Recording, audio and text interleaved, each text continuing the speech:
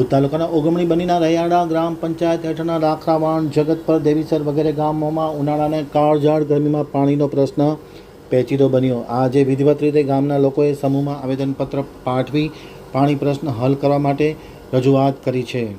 ભુજ તાલુકાના ઓગમણી બનીના રૈયાડા ગ્રામ પંચાયત હેઠળના લાખરાવાણ, જગતપર, દેવીસર વગેરે ગામમાં છેલ્લા ઘણા સમયથી ઉનાળામાં પીવાના પાણીની તંગી સર્જાય છે. ગામ લોકોએ અવારનવાર રજૂઆત કરે છે, પરંતુ ભૌગોલિક પરિસ્થિતિ એવી છે કે પાણી પુરવઠા તંત્ર દ્વારા પાણીની તંગી નિવારવાને બદલે એકબીજા ઉપર જવાબદારીની ફેંકાફેંકી કરતા હોવાને કારણે પાણીનો પ્રશ્ન પેચીદો બન્યો છે. પ્રદેશ કોંગ્રેસના મહામંત્રી વિકે હુંબલ દ્વારા પણ રજૂઆત કરવામાં આવી છે.